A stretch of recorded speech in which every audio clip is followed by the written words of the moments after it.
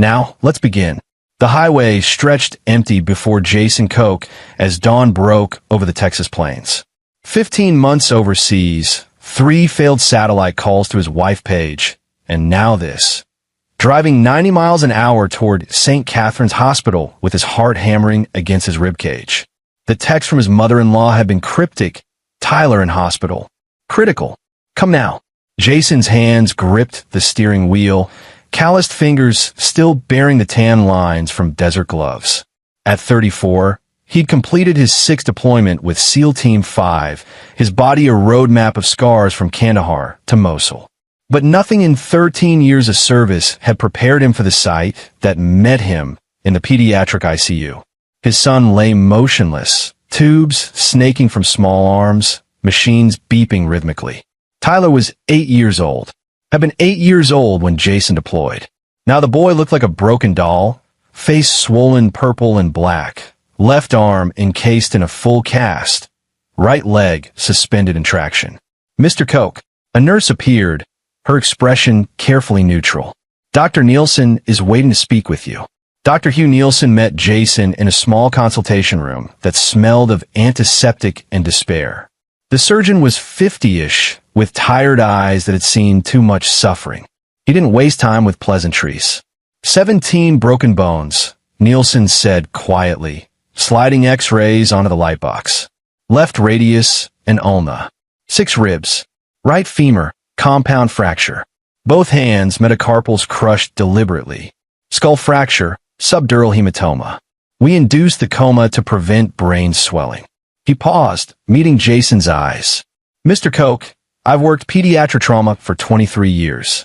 I've seen car accidents, falls from buildings, everything. This wasn't an accident. Someone used a baseball bat. Methodically. On a child. The room tilted. Jason forced himself to breathe, to stay present. When, 4 days ago, your wife brought him in. She's been here constantly, but she went home an hour ago to shower and change.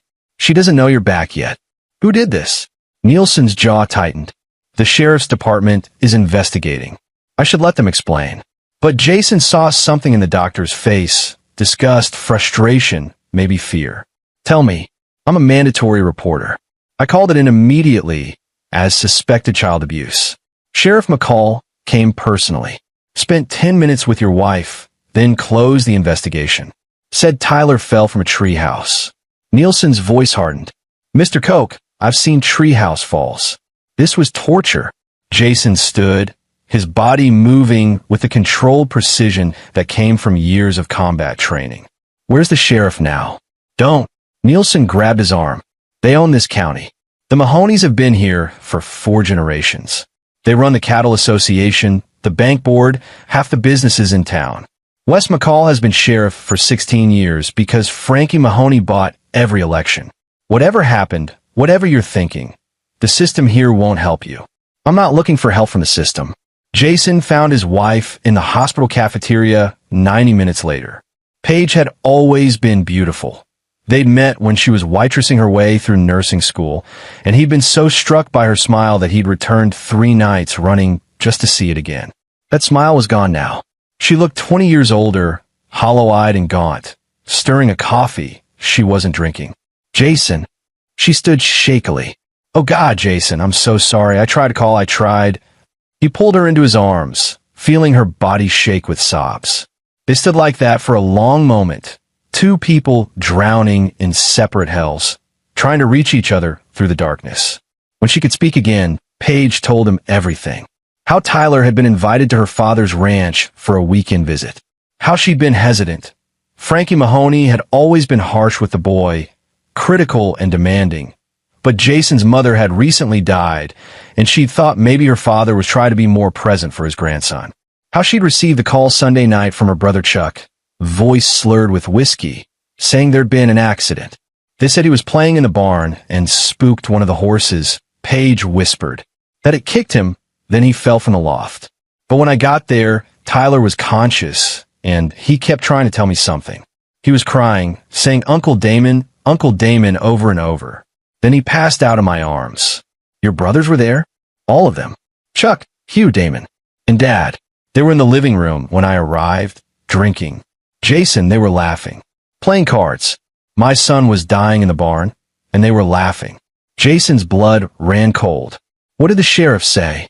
He came to the hospital that first night. He talked to Dad alone for maybe 5 minutes.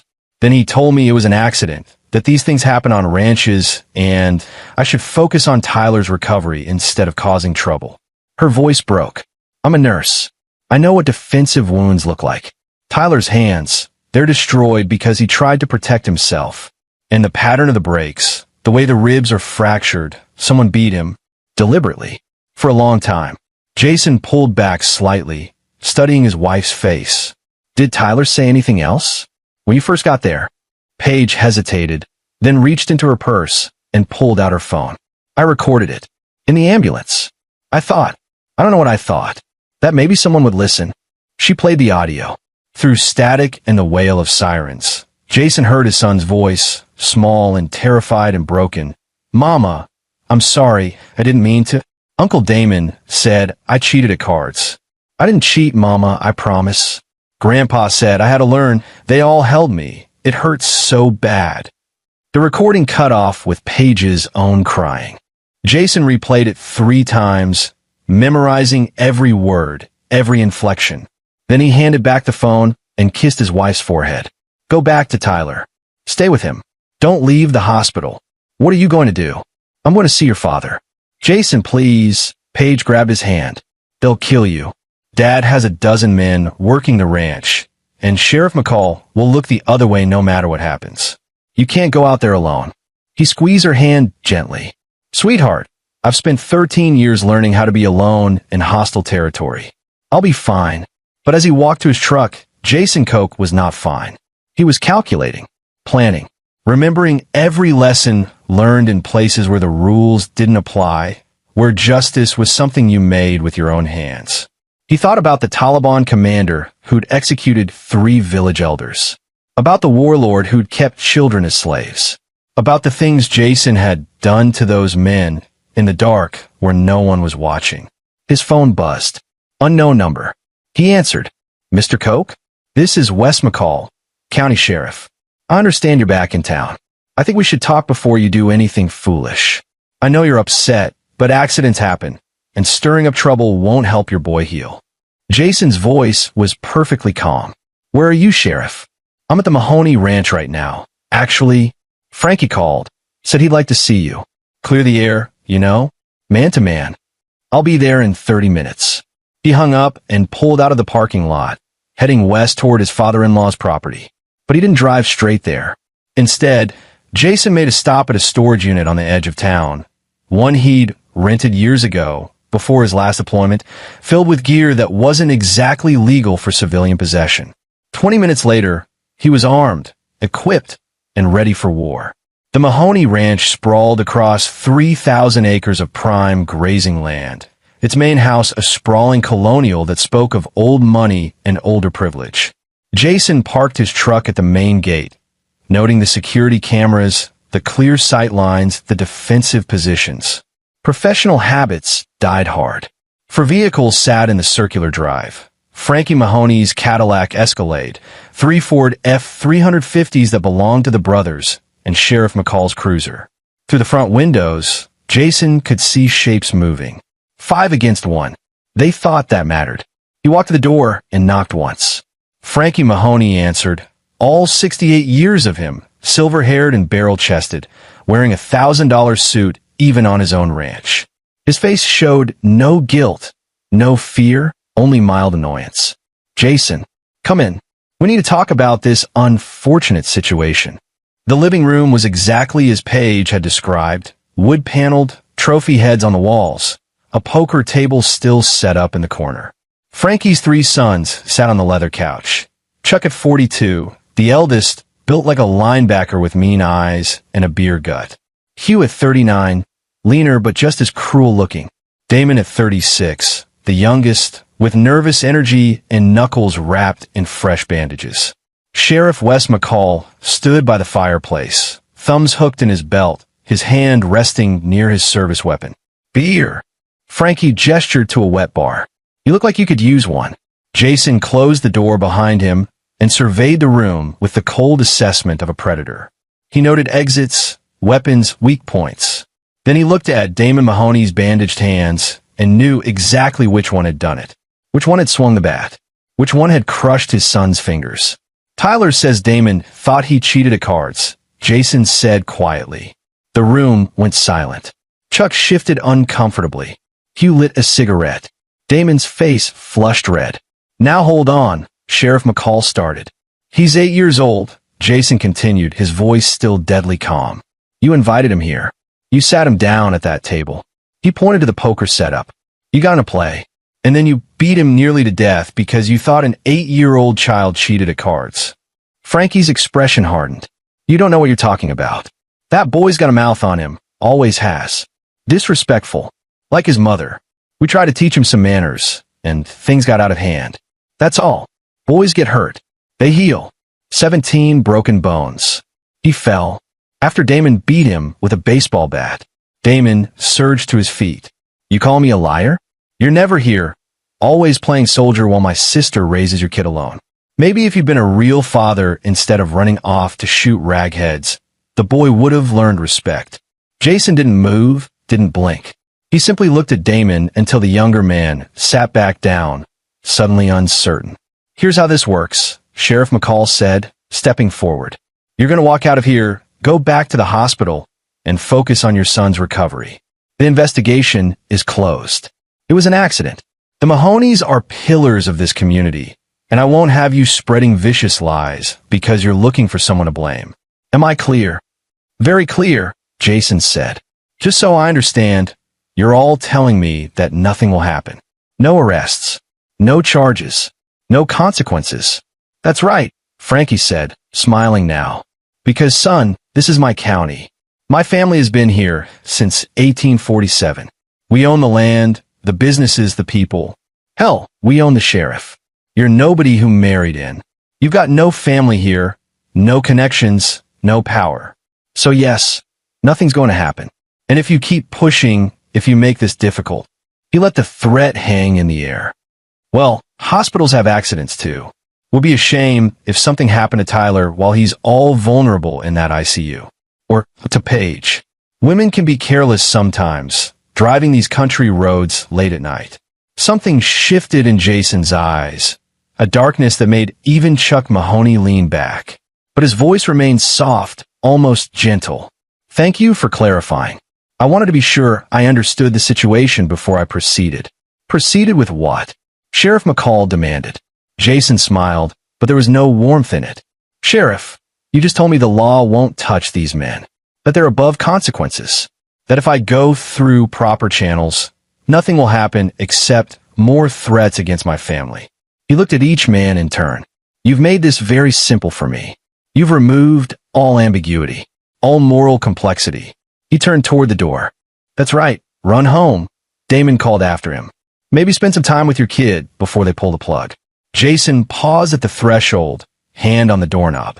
Without turning around, he spoke one last time, his voice carrying the weight of 13 years in hell's worst places. Tyler's going to wake up. He's going to heal. And when he does, I want him to live in a world where the men who hurt him no longer exist. He opened the door. Sheriff McCall, you should remember this conversation. You'll need to for your report about what happens next. When they ask why you didn't stop me, tell them the truth. I gave you every chance to do your job. You chose not to. Then he was gone, leaving 5 men staring after him, some smirking, some uncertain, none of them understanding that they'd just been given their only warning from a man who didn't give second chances. Outside, Jason climbed into his truck and pulled out his phone. He had 3 calls to make. The first was to an old friend from his team, Leo Chong, who now worked private security and owed Jason his life from Ramadi. The second was to Norman Newman, a lawyer who specialized in custody cases and had been recommended by Dr. Nielsen. The third was to a number he'd hoped never to use again, a contact from his darker deployments, when emission parameters had been no witnesses, no evidence, no mercy. The voice that answered spoke with a slight Eastern European accent.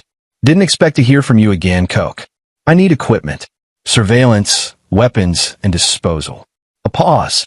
How many? 5. Timeline, 2 weeks. Maybe less. This official. No. Personal. Another pause. I'll have everything delivered to your storage unit by tomorrow. Same arrangements as Kandahar. Same arrangements. Jason hung up and started the engine. The sun was setting, painting the Texas sky blood red. He thought about his son, about those crushed fingers, about the sound of Tyler's voice on that recording. Then he thought about Frankie Mahoney's threats, about corruption and power and men who believed themselves untouchable. They were wrong. Jason had touched worse men in darker places, and none of them had survived to tell the tale. The war had just begun, but these enemies didn't know what war truly meant. They were about to learn. Jason spent the next 3 days at the hospital, never leaving Tyler's side except to shower in the family room. Dr. Nielsen had warned that even if the boy woke from the coma, there could be brain damage, personality changes, physical disabilities. The waiting was its own kind of torture. Paige barely spoke. She'd been shattered by her family's betrayal, by the realization that her father and brothers had nearly killed her son and felt no remorse. On the second night, after Jason had fallen asleep in the bedside chair, she woke him with trembling hands. "I called my mother," she whispered. "Martha." I thought maybe she didn't know. Maybe Dad hid it from her. But she knew Jason. She knew what they did. She said Tyler had been impudent, and that Damon was just teaching him respect the old-fashioned way. She said boys used to get strapped all the time and turn out fine. She said I was being hysterical.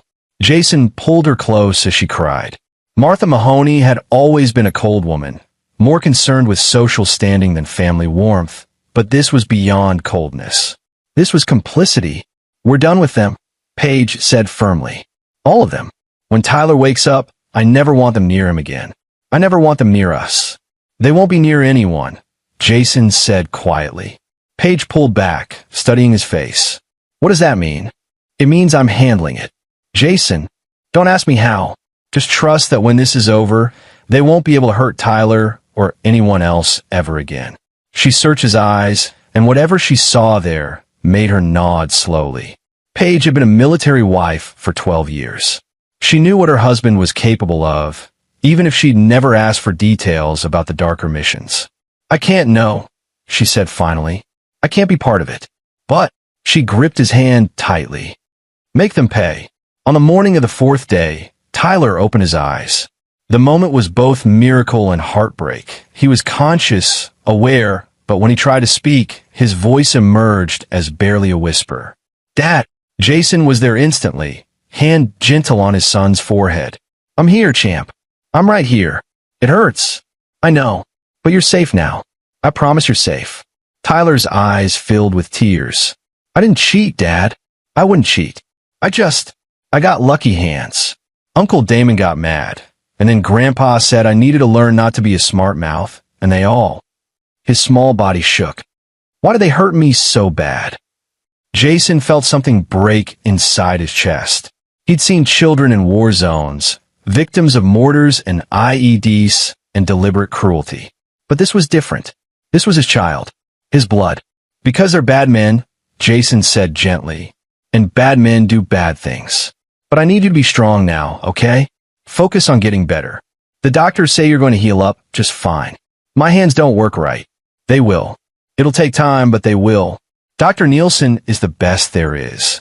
A nurse came to check vitals, and Dr. Nielsen arrived shortly after for a full examination. When he was done, he pulled Jason aside. "Neurologically, he's intact. No apparent cognitive deficits. The breaks will heal, though he'll need extensive physical therapy for the hands. Months, possibly years. He may never regain full dexterity." Nielsen's voice was tight with anger. "An 8-year-old child may never be able to play piano, or write comfortably, or throw a baseball properly, because grown men beat him for winning at cards." "I know. Are the police doing anything?" "No." Nielsen studied Jason's face. "What are you going to do? What needs to be done?" The doctor hesitated, then pulled out a prescription pad and wrote something down. He handed it to Jason. "That's not a prescription. It's the name of a bar in El Paso where certain veterans gather. Men who understand what justice really means when the system fails. If you need help, they'll remember you." You got the Silver Star in Kandahar, didn't you? How did you know? I looked you up after we first spoke. I wanted to understand who Tyler's father was. Nielsen met his eyes. Those men hurt a child in ways I've only seen in the worst abuse cases. Whatever you do to them, I won't lose sleep over it. Jason pocketed the paper. I won't need help, but I appreciate the offer. Over the next week, as Tyler slowly improved, Jason began his real work. He was careful, methodical, using every skill he'd learned in 13 years of operations. He installed cameras around the hospital, watching for any sign that the Mahonies might make good on their threats. He contacted Norman Newman and had custody papers drawn up, with extensive restraining orders against Page's entire family. And he began surveillance. The Mahonies followed predictable patterns. Frankie spent mornings at the ranch, afternoons at his office in town managing the family's various business interests. Chuck ran the cattle operation, often drunk by noon. Hugh managed their real estate holdings, conducting most business from a home office. Damon was the enforcer, the one who collected debts and intimidated people who crossed the family. Sheriff McCall was equally predictable. Coffee at the diner every morning, patrol routes that somehow always avoided the Mahoney properties, evenings at the bar where Frankie regularly held court. Jason documented everything. He noted which ranch hands seemed loyal, which were just employees. He mapped the security systems, the routines, the vulnerabilities, and he waited for his equipment to arrive. Leo Chong showed up on day 9, driving a rental truck loaded with unmarked crates. They met at the storage unit after dark. I didn't ask questions, Leo said, helping unload. But whatever you're planning, you've got backup if you need it. Me and Dave Atkins are both stateside. One call. This is personal. I know. That's why I'm offering. I've got kids, Jason. What happened to Tyler? Leo's jaw clenched. Just say the word. Jason clasped his friend's shoulder. I appreciate it, but some things a man has to do alone. The equipment was everything he'd requested. Night vision, thermal imaging, secure communications, weapons with no serial numbers, and specialized tools for the kind of work that left no evidence. The last crate contained something else. Surveillance equipment so sophisticated it wasn't available on any civilian market. Courtesy of our mutual friend, Leo explained. He said you'd know how to use it. Jason did. He'd used similar gear in operations across 3 continents. By dawn, he had listening devices planted at the ranch house, in Sheriff McCall's office, in Chuck's truck, Hugh's home office, and Damon's apartment. Within 24 hours, he knew everything. Where they went, who they talked to, what they feared, and what they feared most, he learned, was each other. The Mahoney family had spent 4 generations building their empire through intimidation, fraud, and violence. But empires built on such foundations were inherently unstable. Frankie suspected his sons of skimming from the business. Chuck resented Hugh for being the favorite. Damon had gambling debts that he'd been hiding. Sheriff McCall was taking money from not just the Mahonies, but from drug traffickers using the county's isolated roads for transport. It was a web of lies, secrets, and mutual exploitation. All Jason had to do was pull the right thread. He started with Sheriff McCall. The sheriff's patrol car had a GPS tracker, standard issue for the department. Jason hacked it easily and began logging routes. Within 3 days, he had proof of a pattern. McCall was meeting with known distributors, accepting payoffs, and providing safe passage. Jason recorded everything, compiled it into a tidy package, and anonymously mailed it to the FBI field office in San Antonio, along with the audio of McCall threatening him at the Mahoney Ranch. Then he waited. The feds moved slowly, but they moved. A week later, FBI agents showed up at the sheriff's department. McCall was placed on administrative leave pending investigation. A deputy named Samuel Jarvis took over as acting sheriff, a younger man who'd grown up in the county but wasn't in the Mahoney's pocket. Jason called him. Deputy Jarvis? My name is Jason Koch. My son was beaten nearly to death at the Mahoney Ranch, and the previous sheriff closed the investigation without cause. I'd like to file a formal complaint and provide evidence. Jarvis listened to the recording from Page's phone. He reviewed Dr. Nielsen's medical report. He interviewed Tyler, who was now able to speak clearly and give detailed testimony. And he did what McCall should have done. He brought charges. Frankie Mahoney, Charles Mahoney, Hugh Mahoney, and Damon Mahoney were all charged with felony child abuse, conspiracy, and assault with a deadly weapon. Arrest warrants were issued. But Jason knew the legal system was only the beginning. Men like the Mahoneys had lawyers, influence, bail money. They'd be out within hours, and they'd be furious. The real war was just starting. The Mahoneys made bail within 6 hours of their arrest. Combined bond of $500,000, paid in cash from accounts spread across 3 banks. By evening, they were back at the ranch, their anger palpable even through the surveillance equipment Jason had planted. "That little bitch," Frankie snarled, his voice crystal clear through the living room microphone. Page turned on her own family. "And that seal bastard thinks he can come back here and destroy us. We should have finished the kid when we had the chance," Damon said. "Made it look like he never woke up from a coma." "Shut up," Hugh snapped. "They're recording everything now." The FBI took Wes's office apart. For all we know, they've got this whole house wired. Jason smiled grimly in his truck, parked 3 miles away with his laptop open. They were getting paranoid. "Good." Chuck's voice was slurred, already drunk despite the early hour. "What's the lawyer say?" "He says it's manageable," Frankie replied. "No physical evidence except the medical reports, and we'll argue it was a horse kick, accidental. The kid's testimony won't hold up in court. He's 8, traumatized, and his father is coaching him. We'll make it about Jason trying to destroy us for money, claiming he wants to sue for damages. Turn the whole thing around. And if that doesn't work," Damon asked. A long pause. "Then we handle it the old way. People have accidents. Witnesses forget what they saw. Juries can be convinced." Jason recorded it all, but he wasn't planning to use it in court. He was planning something else entirely. That night, after Paige and Tyler had fallen asleep in the hospital room, Jason left the building and drove to the Mahoney ranch. He parked a mile away, blacked out his clothing, and moved through the darkness like the ghost he'd been trained to be. The ranch was large, but security was overconfident. Cameras pointed at obvious approaches, motion sensors at the main gates, nothing covering the blind spots a professional would exploit. He reached the barn where Tyler had been beaten. The structure was old, well-maintained, filled with tack and equipment. Jason found what he was looking for quickly. A Louisville Slugger, 32 inches of ash wood, with dark stains on the barrel that hadn't been properly cleaned. Blood. Tyler's blood.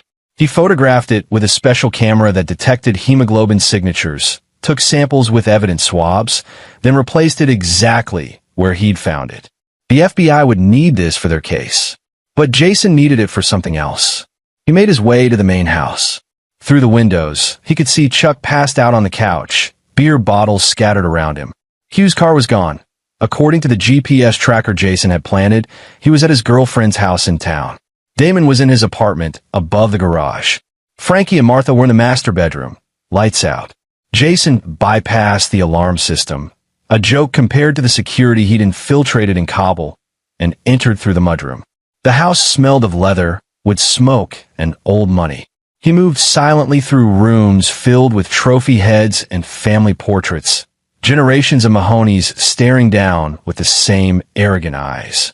He found Frankie's office and went to work. The computer was password protected, but Jason had tools that made short work of that. Within 20 minutes, he had access to everything. Business records, property holdings, bank accounts, and, more importantly, a hidden folder labeled insurance. Inside were files that would destroy the Mahoney family business. Evidence of land fraud dating back 30 years, forged deeds, bribed officials, and a detailed ledger of every illegal payment made to keep their empire running. Frankie had kept it all as leverage, ensuring that if anyone ever turned on him, he could take them down too. Jason copied everything to an encrypted drive, then dug deeper. He found correspondence with cartel representatives, records of money laundering through cattle sales, and photographs of Sheriff McCall accepting briefcases full of cash. He found evidence that Chuck had killed a ranch hand in 2018 and buried the body on the property. He found proof that Hugh was running a pyramid scheme through their real estate company. He found records of Damon's gambling debts, $200,000 owed to a bookie in Austin who had connections to organized crime. It was a treasure trove of criminality. Jason copied it all, then planted a few surprises in the computer system. Backdoors that would allow him remote access, keyloggers that would track every password, and a program that would send him alerts anytime certain keywords were typed. He was about to leave when he heard footsteps on the stairs. Jason melted into the shadows behind a filing cabinet. The office door opened and Martha Mahoney entered, wearing a silk robe and carrying a glass of water. She went to the desk, opened a drawer, and pulled out a pill bottle. As she shook out tablets, Jason studied her. This woman had known what was done to her grandson, had condoned it, had called her own daughter hysterical for wanting justice. Martha turned, and for a moment, her eyes passed over Jason's hiding spot. She froze, squinting into the darkness. Frankie. Jason remained perfectly still, controlling his breathing, invisible in the shadows. After a long moment, Martha shook her head and left, closing the door behind her. Jason waited 30 minutes, then exited the house the same way he'd entered. No alarms, no trace, no evidence he'd been there. By dawn, he was back at the hospital, the encrypted drive hidden in his truck, and new plans forming in his mind. Over the next several days, Jason began to dismantle the Mahoney empire piece by piece. He anonymously sent evidence of the land fraud to the county prosecutor and the state attorney general's office. He sent proof of Hugh's pyramid scheme to the SEC. He contacted the families of ranch hands who'd mysteriously disappeared over the years, providing them with enough information to demand investigations. And he reached out to the bookie in Austin. The call was brief. "You've got a debt problem named Damon Mahoney. $200,000 plus interest. I can make that debt go away." Who is this? Someone who wants Damon to face consequences. Legal consequences. "I'm offering you full payment in exchange for your testimony about how he's been laundering Mahoney family money through your operation. I've got bank records proving it. You'll get paid, stay out of jail, and get to walk away clean." A pause. "Why?"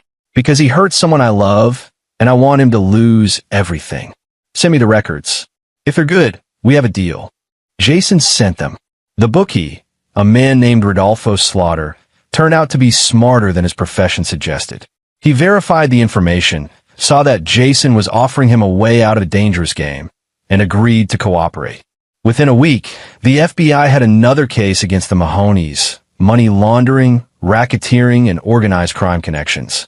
The walls were closing in, but Jason wasn't done. He began spreading carefully crafted rumors through the county, using anonymous social media accounts and whispered conversations in bars. He let it slip that Frankie was planning to scapegoat his sons to save himself. He suggested that Chuck was making a deal with prosecutors. He hinted that Damon was preparing to flee the country. The Mahoneys began to turn on each other. Jason listened through his surveillance equipment as accusations flew, as trust eroded, as the family fractured from within. Chuck confronted Frankie about whether he'd cut a deal. Hugh threatened to expose everything if he was going down. Damon grew increasingly paranoid, convinced that his brothers were setting him up. It was exactly what Jason had wanted. United, the Mahoneys were powerful. Divided, they were vulnerable. But he still wasn't satisfied. The legal system was working, slowly, grinding through processes and procedures.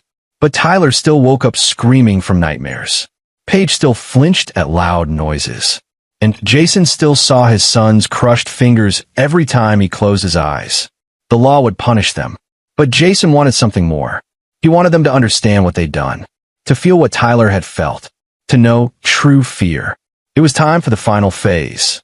3 weeks after Tyler woke from his coma, Dr. Nielsen cleared him for discharge with extensive follow-up care. The boy was healing physically, bones knitting together, wounds closing, but the psychological damage would take years to address. He couldn't sleep without lights on. He cried when anyone raised their voice. He wouldn't let his mother out of his sight. Jason arranged for them to stay at a secure location, a small house on the outskirts of San Antonio, rented under a false name, with security systems and armed veterans keeping watch. Leo Chong and Dave Atkins had insisted on helping, and Jason had finally accepted, His family needed protection while he finished what he'd started. The trial was set for 3 months away. The Mahoney's lawyer, an expensive shark named Oscar McKee, was already filing motions to suppress evidence, delay proceedings, and discredit Tyler's testimony. But the weight of evidence was overwhelming. Forensic proof of the bat attack, financial crimes, testimony from Rodolfo Slaughter, and FBI recordings of the Mahoneys discussing obstruction of justice. Still, Jason knew how these things worked. Rich men with connections rarely faced true justice. They'd plead down, serve minimal time in white-collar prisons, and eventually resume their lives. It wasn't enough. On a moonless night in October, Jason returned to the Mahoney ranch one final time.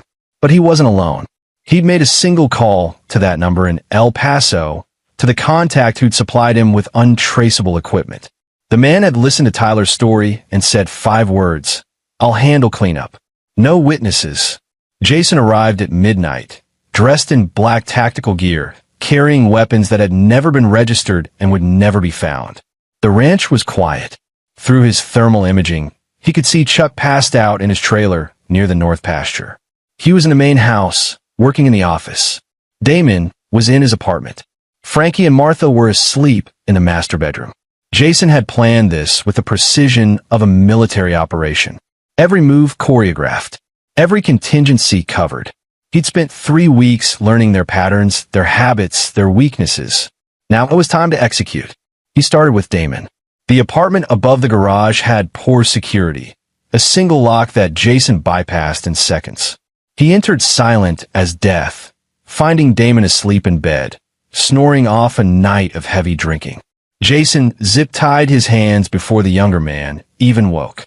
When Damon's eyes opened, Jason was standing over him, the bat, Tyler's bat, still stained with his son's blood, resting on his shoulder. "Remember this?" Jason asked softly. "You used it on an 8-year-old child. Now I'm going to use it on you." Damon tried to scream, but Jason had gagged him. The first swing broke his right hand, the one he'd used to grip the bat. The second broke his left. Jason was methodical, precise, breaking exactly 17 bones, just as had been done to Tyler. He worked in silence, ignoring Damon's muffled screams, his thrashing, his desperate attempts to escape. When it was done, Jason pulled out his phone and showed Damon a video, Tyler in hospital, crying, saying he didn't cheat. "This is what you did. This is what you are. And now you're going to spend the rest of your life knowing that someone stronger made you pay for it." He left Damon broken on the floor, called 911 from a burner phone, reporting an intruder at the Mahoney Ranch, then moved to his next target. Chuck was easier, drunk, alone, isolated in his trailer. Jason woke him by pressing a knife to his throat. "You held Tyler down," Jason said, "while your brother beat him. Dr. Nielsen's report says Tyler had bruises on his shoulders from being restrained. That was you." Chuck, sobering rapidly, tried to bargain. "I'll testify against them. I'll tell the cops everything. Just don't." Too late. Jason didn't use the bat on Chuck. Instead, he forced him to drink an entire bottle of whiskey, poured down his throat until Chuck was choking, vomiting, barely conscious. Then Jason arranged the scene carefully. Overturned furniture, empty bottles, a space heater tipped over and sparking against the trailer's thin walls. He left before the fire started, watching from a distance as flames consumed the structure. Chuck's screams lasted less than a minute. The volunteer fire department wouldn't arrive for 20 minutes. Too late. Hugh proved more challenging. He was awake, working in Frankie's office, when Jason entered the main house. But Jason had surprise and superior training. He subdued Hugh with a chokehold, restraining him before the man could reach the gun in his desk drawer. "You wanted to be the smart one," Jason said, dragging Hugh to the basement. "The businessman, the one who kept your hands clean while your family did the dirty work. But you knew what they did to Tyler. You were at that card table. You watched." "I didn't touch him," Hugh gasped. "I swear I tried to stop them." "Liar." The basement was old, stone-walled, built when the house was constructed in the 1920s. It had been used for storage, but before that, in darker times, for other purposes. Jason found chains still anchored to the walls, left over from when the Mahoneys had used this space for what they'd euphemistically called employee discipline. He chained Hugh there, gagged him, and left him in the darkness. Then he went upstairs to find Frankie. The patriarch of the Mahoney family was still asleep when Jason entered his bedroom. Martha stirred, but Jason had brought ketamine, the same drug used in Tyler's medically induced coma. A quick injection, and she was unconscious, breathing steadily but out for hours. Frankie woke to find Jason sitting in a chair beside the bed, the bat across his lap. "What the hell?" Frankie reached for his nightstand. "The gun's not there," Jason said calmly. "I removed it, along with the one in your office, the shotgun in the hall closet, and the rifle you keep in the truck. You're unarmed, helpless, like my son was." Realization dawned in Frankie's eyes. "Coke, you broke into my home. You broke my son's body. 17 bones. Do you know what that feels like? To see your child so damaged that he might never be whole again. That was an accident. You watched Damon beat him. You gave the order. And then you threatened to kill Tyler if I didn't back down." Jason stood, the bat swinging loosely in his hand. "I want you to understand something, Frankie. Everything that's happened, the FBI investigation, the evidence, the witnesses turning against you, that was all me. I destroyed your empire. I turned your family against each other. I made sure you'll spend the rest of your life in prison. But that's not enough." Frankie tried to run. Jason let him get as far as the bedroom door before tackling him. They struggled, but it was no contest. Jason had 30 years on him and 13 years of combat training. Within seconds, Frankie was restrained, zip-tied, helpless. "Your son Damon is in his apartment with 17 broken bones," Jason said conversationally. "By the time paramedics find him, he'll have been in agony for hours. Chuck is dead, burned alive in his trailer. The fire department will rule an accident, a drunk falling asleep with a space heater on. And Hugh is in your basement, chained to the wall, waiting to be found. Or not found, depending on what I decide. You're insane. No, I'm what happens when you hurt someone's child and think there won't be consequences." Jason pulled out his phone and showed Frankie the evidence he'd compiled. "I have proof of every crime you've committed for the last 30 years. Land fraud, murder, money laundering, bribery. It's all going to the FBI, the state attorney general, the IRS, and the media. The Mahoney name will be synonymous with corruption and evil. Your grandchildren will change their names to avoid the stigma. Your wife will spend her final years testifying against you to avoid prosecution herself." Frankie's face had gone pale. "What do you want?" "I want you to confess. On video. Everything you did to Tyler. Everything you've done to others. I want the truth in your own words. And if I do, then I'll leave you alive to face justice. If you don't," Jason let the implication hang. Frankie broke. In the end, they all broke. Jason had learned that in places where empires were built on violence and fear, when real violence came for them, when they faced someone who'd seen worse and done worse in the name of justice, they crumbled. Frankie confessed to everything. The abuse of Tyler, covering up Chuck's murder of a ranch hand, bribing officials, laundering money, all of it. Jason recorded every word on his phone, the video crystal clear, the audio perfect. When it was done, Jason knocked Frankie unconscious with a precise strike and left him on the bedroom floor next to his sedated wife. He found Hugh in the basement and released him, handing him a phone. "Call 911. Tell them everything. If you don't, I'll come back. And next time, I won't leave you alive." Hugh, broken and terrified, agreed. Jason left the ranch as emergency vehicles began arriving. Fire trucks for Chuck's trailer, ambulances for Damon, deputies for the rest. By the time the sun rose, the Mahoney family was destroyed. Damon survived, but would never regain full use of his hands. Chuck was dead, officially ruled an accident, though the timing raised questions. Hugh testified against his father in exchange for a reduced sentence. Frankie, faced with overwhelming evidence, including his own confession, pled guilty to avoid trial. He received 35 years in federal prison. Martha cooperated with investigators, providing testimony about decades of abuse and corruption. She received probation and moved out of state, shunned by the community that had once revered the Mahoney name. The ranch was seized by the federal government to settle financial crimes. The cattle were sold off. The house stood empty, a monument to fallen pride. Acting Sheriff Jarvis was appointed permanently and began cleaning up the department. The county slowly healed, freed from the shadow of the Mahoney's influence. Jason never faced charges. There was no evidence connecting him to Chuck's death or the assault on Damon. The security footage from the ranch had mysteriously malfunctioned that night. No witnesses came forward, and the man who'd helped with cleanup left no trace. When FBI agents questioned Jason, he simply said, "I was at the hospital with my son that night." Check the logs. And the logs showed exactly that. A forgery, but perfect enough to create reasonable doubt. The agents suspected, but they couldn't prove. Eventually, the case was closed. 6 months after the night at the Mahoney Ranch, Jason sat on the back porch of their new home in San Antonio, watching Tyler play in the yard. The boy still had braces on his hands, still went to physical therapy 3 times a week, but he was laughing, playing, healing. Paige joined him, 2 glasses of lemonade in hand. Dr. Nielsen called. Tyler's x-rays look good. He thinks full recovery is possible now. That's good. She sat beside him, silent for a moment. I never asked what happened that night. I don't want to know, but I know you did something. The way Damon looked in court, the fear in Dad's eyes. She took his hand. Thank you for protecting us, for making sure they could never hurt us again. They won't, Jason said simply. I made sure of it.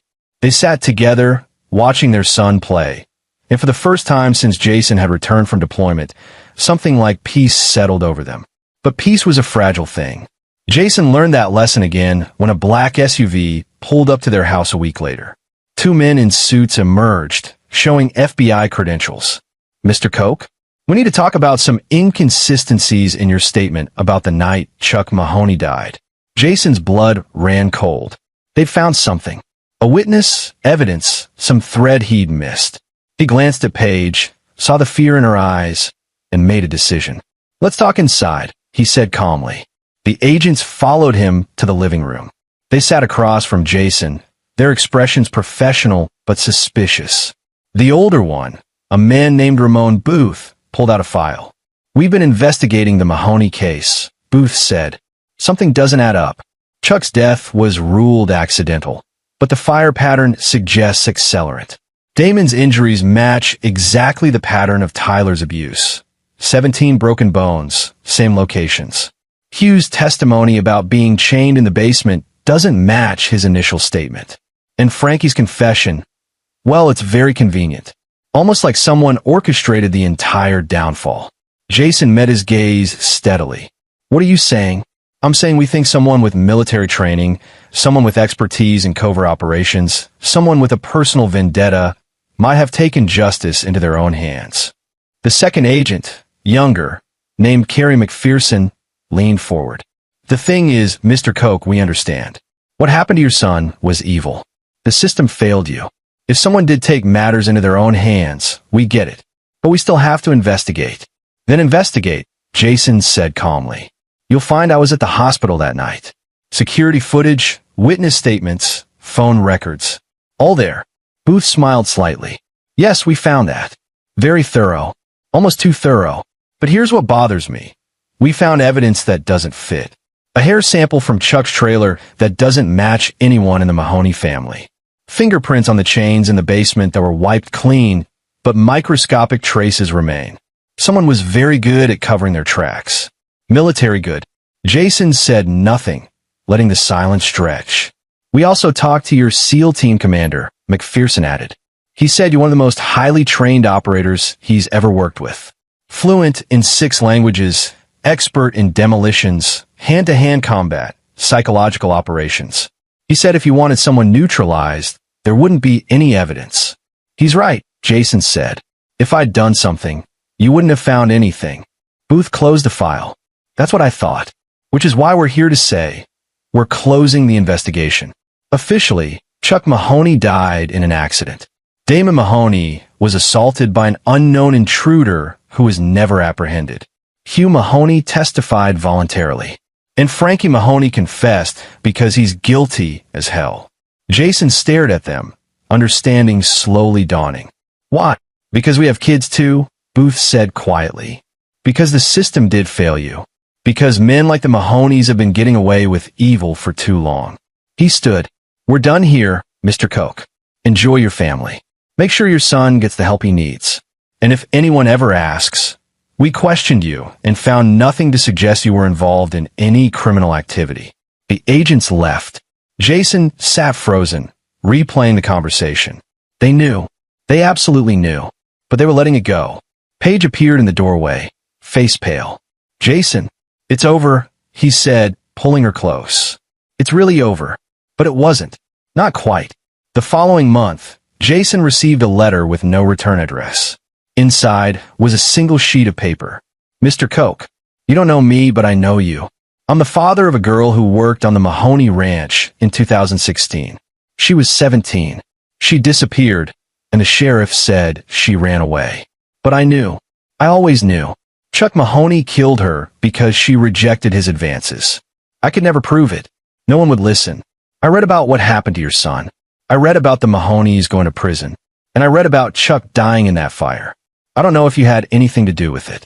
I don't need to know. I just wanted to say thank you. For what you did, or didn't do, or whatever the truth is. Justice is a strange thing. Sometimes it happens in courtrooms. Sometimes it happens in other ways. Either way, thank you for making sure they couldn't hurt anyone else. A grateful father. Jason burned the letter, but its words stayed with him. He thought his revenge was personal, just about Tyler. But in destroying the Mahoneys, he'd brought justice to others they'd victimized over the decades. People who've been too afraid to speak up, too powerless to fight back. Maybe that's what true justice looked like. Not perfect, not pretty, but effective. Permanent. Over the following year, life normalized. Tyler's hands healed enough for him to return to school. He'd never be a pianist or a surgeon, but he could write, could play catch, could live a normal life. The nightmares faded. The fear lessened. He became a happy kid again, with scars that would always remind him what he'd survived. Paige went back to nursing, finding purpose in helping other trauma victims. She never spoke about her family again, had changed her maiden name legally to distance herself from the Mahoney legacy. Jason left the Navy, taking a position training other veterans in private security. He never deployed again, never left his family. He'd seen enough war, done enough dark things. Now he wanted to be present, to be the father Tyler needed. But he kept his skills sharp, kept his contacts active, because he knew that evil didn't end with the Mahoneys. There were other predators, other corrupt systems, other families being destroyed while the law looked away. And if someone ever came to him, someone whose child had been hurt and the system had failed them, well, Jason had learned something important. Sometimes justice required someone willing to step outside the law. Someone who'd seen the darkest parts of human nature and wasn't afraid to meet it on its own terms. Sometimes justice required a man who could say, "Mine aren't tied," and mean it. On Tyler's 9th birthday, as they celebrated with cake and presents in their new home, Jason watched his son blow out the candles. The boy's hands, scarred but functional, worked well enough to hold the knife as he cut the cake. His smile was genuine, unburdened by the fear that had haunted him for so long. Later, when the guests had gone and Tyler was asleep, Jason stood in his son's doorway, watching him breathe. Paige joined him, leaning against his shoulder. "What are you thinking?" she asked. "That he's safe now. That no one will ever hurt him again." Jason's voice was quiet but firm. "I made sure of it." "I know you did." She squeezed his hand. "Whatever you did, however you did it, I know it was for him. For us. For all of us," Jason corrected. "For everyone the Mahoneys hurt over the years. For the next kid who might have been in Tyler's position. I broke the cycle. Do you regret it?" Jason considered the question. He thought about Chuck's screams as the fire consumed him. About Damon's eyes when he realized he was experiencing exactly what he'd inflicted on an innocent child. About Frankie's face as his empire crumbled around him. "No," he said finally. "I don't. They had every chance to be better. They chose cruelty. They chose evil. All I did was make sure they faced the consequences they'd avoided for so long." Paige nodded slowly. "Good, because I don't regret it either. They took our baby and nearly killed him. They deserved everything they got." They stood together in the doorway, watching their son sleep peacefully, and knew that whatever darkness lived in their past, they'd emerged into light. Together, alive, free. The Mahoney name became a cautionary tale in their county. A reminder that no one, no matter how powerful or connected, was truly above justice. The ranch land was sold to a conservation group that turned it into a nature preserve. The house was demolished. The family fortune was distributed to their victims as restitution. And Jason Koch, former Navy SEAL, husband, and father, lived quietly with his family.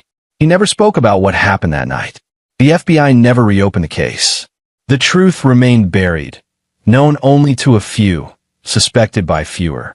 But in the darkest corners of the veteran community, in the places where men gathered who'd seen too much and done too much, a story circulated.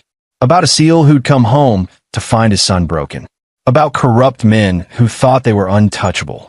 About justice delivered in the shadows by someone who knew exactly how to make evil disappear.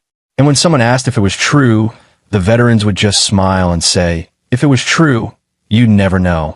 That's how you know it's real. Years later, Tyler would grow into a strong young man, marked by his experience, but not broken by it. He'd become an advocate for child abuse victims, using his story to inspire others to speak up, to fight back, to refuse to let their attackers win. And when people asked him how he survived, how he recovered, how he found the strength to move forward, Tyler would think of his father, the quiet man who'd taught him that strength wasn't about never falling down, but about getting back up, about protecting those you loved, about making sure evil faced consequences. "My dad saved me," Tyler would say, "not just that night in the hospital, but every day after. He showed me that monsters can be defeated, that justice is real, even when the system fails. He showed me how to be strong, and that, in the end, was the real victory.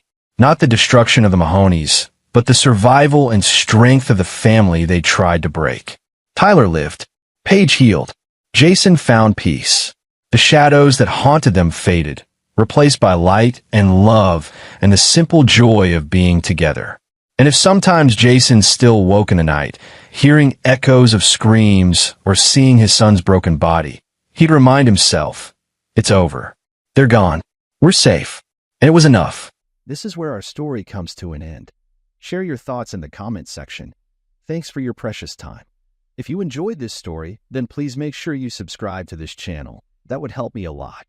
Click on the video you see on the screen, and I will see you there.